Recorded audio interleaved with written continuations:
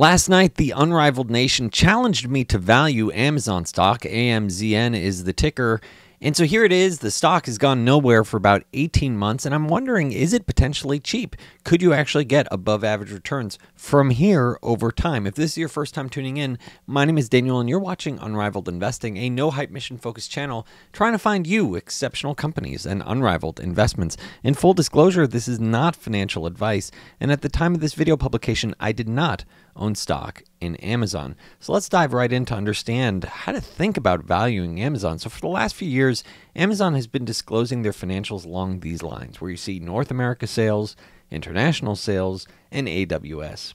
While this was helpful for understanding how immensely profitable their Amazon Web Services segment or AWS segment became, and you could see the revenue here and profits down here, you could see that AWS has been growing rapidly with 30% profit margins. So just blowing out, their core retail, their historic retail business, just completely blowing it out of the water. And so it's interesting. You see this detail around AWS, but Amazon's core retail operations have often been a black box showing low margins or losses with little additional disclaimer.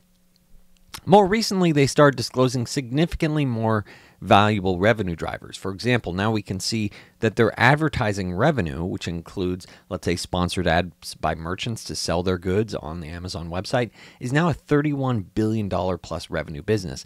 Their third-party services, which includes commissions on products sold, as well as fulfillment and shipping fees, is a $100 billion plus revenue business. Subscription services, which includes Amazon Prime, Audible, etc., is a $32 billion revenue business. So let's put all these pieces together to try to figure out what Amazon is worth and what is the potential from here. So I want to make sure it's crystal clear.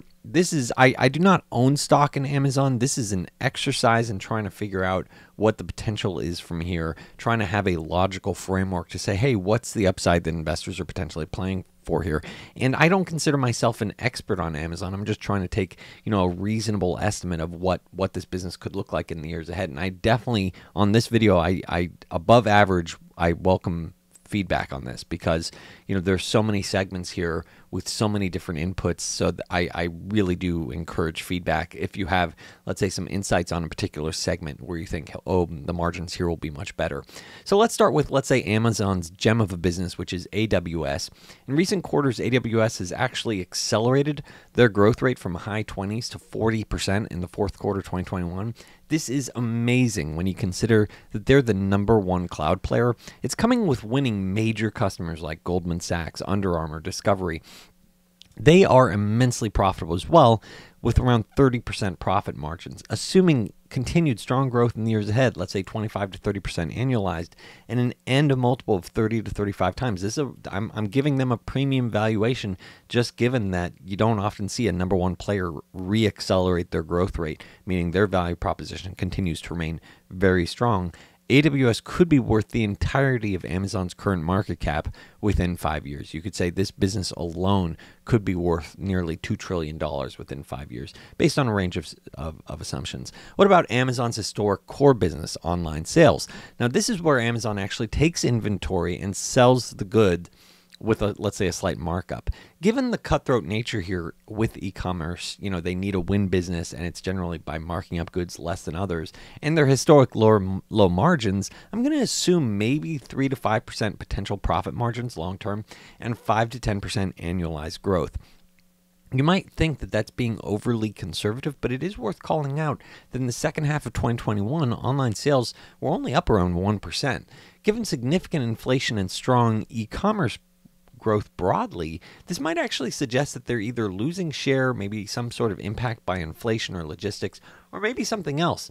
Given their much lower margins, it's clear that this segment somewhat surprisingly represents a small fraction of Amazon's enterprise value, maybe 10 to 20% of their long-term value. It's also possible that Amazon's online sales is showing flat growth partly because more business is getting, let's say, funneled to third-party merchants that are selling their own inventory, so not counted in the prior online sales figure. So, for example, Amazon's advertising services segment has grown over 50% the last 2 years, and you can see that over here, 50% the last 2 years, and is now a $30 billion plus business. I don't see how this segment wouldn't have extremely high margins. So I expect this to be an incredibly lucrative business. I'm assuming 30 to 40% potential operating margins. This is an advertising business. I just don't see why it should be anything but. I mean, maybe it could be even more. So I'm assuming 30 to 40% potential operating margins, let's say 20 to 30% annualized growth, partly given the fact that they've been growing so quickly the last few years. Also giving a very full multiple just because this is going to be super high margin and they are growing quite quickly. So, looking at that, this means this advertising business line is around 400 billion to $1 trillion valuation. A core risk here, however, is that you can sort of cross the line with too many ads. You saturate the experience, start diluting the shopping experience, where ultimately you get less customer traffic over time. So that is something to be mindful of. You don't want to sort of cross that threshold. Amazon's third-party seller services segment is also super tricky to value, in my opinion.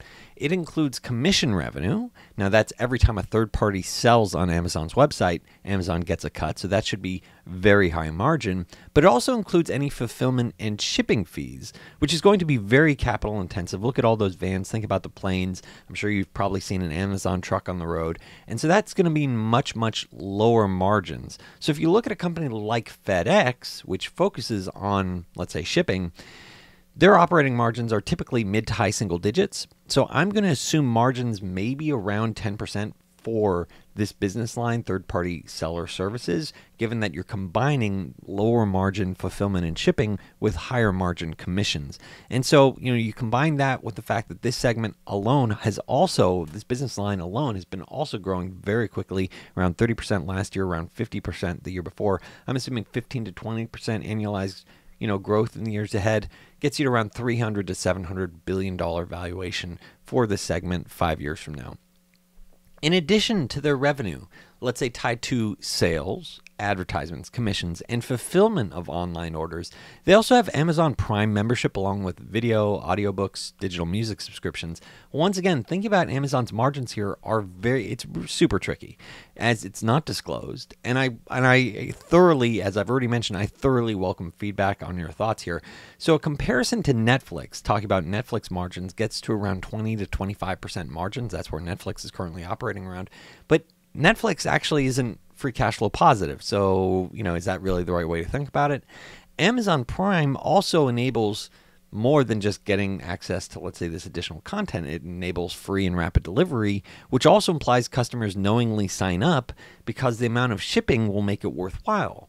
And so you do have this trade-off, and that sort of trade-off of, I'll order more goods, therefore it'll benefit, let's say, the advertising segment and the online sales segment, which is lower margin, but maybe you actually have a net neutral aspect here. Now, they do raise prices every year or so, but you do have this sort of trade-off dynamic where customers are going to say, hey, I'll sign up for Prime if I know I have enough shipping costs that would make it worthwhile, which would ultimately mean this business line is potentially very low margin.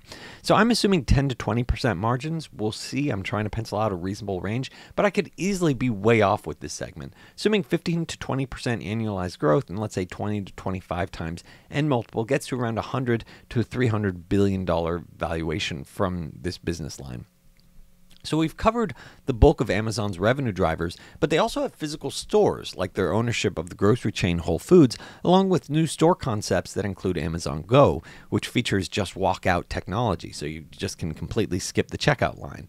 At this point, given the low margins involved with grocery, the experimental store concepts, I would say lackluster growth so far. They were partially hit by COVID. You do look at these different aspects. I personally think the value contribution from physical stores is probably only around 1% of Amazon's total value right now when you look at it, when you're talking about, maybe 10, 30, $40 billion contribution to the value of the business. And so that is, it's worth understanding, but I don't think it's it's really going to move the needle here. Thinking about this business, I'm looking at, single digit margins. Well, back when Whole Foods was running it, it was around 6-7%, operating margins. So, could that be a lot higher over time with a successful, new just walkout technology? Absolutely. But right now it's not really moving the needle. So what happens when you put all these pieces together? First, a quick plug, where if you're interested in joining a community of fellow investors looking to learn and find exceptional companies, we have an exclusive community on Discord. You can sign up at unrivaledinvesting.com, click join the journey. I also call out potential multi-baggers and share my own personal portfolio for those interested. Yeah, this very question about valuing Amazon stock, that was in the Amazon channel last night. I'll post the link to this valuation summary in that channel shortly after this video. And if you enjoy videos like this, thinking about businesses, how do you think about the valuation, please make a point of hitting that thumbs up, hit that subscribe button. So currently Amazon has around $1.6 trillion market valuation. It says 1.6 billion, $1.6 trillion market valuation. If you include all these different business lines and have a range of assumptions like I just detailed, you get somewhere between, let's say, 30 to 170% upside over the next 5 years, or let's say a single digit to a 20% annualized return. That's quite a range. And given that over, let's say, multi-decade period, stocks can return, let's say, high single digits.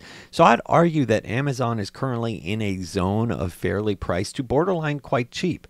So of course, this is a hypothetical framework. So stock price can go way higher or way lower than this framework, and a lot depends on their execution and the underlying sentiment with the business. You know, like this is quite a wide range for, let's say, AWS, from, let's say, $1.1 trillion to $2 trillion. You see a similarly wide range with advertising services from $400 billion to $1 trillion. So $300 billion for third-party services to $700 billion. So as you look at this range, this means that potentially investors are playing for quite a nice return, where Amazon could potentially be worth $4 trillion in the upcoming years, 5 years from now. But it really does depend on them continuing to execute, continuing to successfully, not only operate as the chief cloud operator here, chief cloud competitor, but also continue to succeed on the e-commerce front, where they succeed with effectively enabling third-party merchants. So what do you think about Amazon's valuation as I sort of laid this out here? I definitely want to hear your feedback. If you have any sort of insights or thoughts about particular segments, I'd love to hear it. Please make a point of hitting that thumbs up and hit the subscribe button. Thanks so much for tuning in.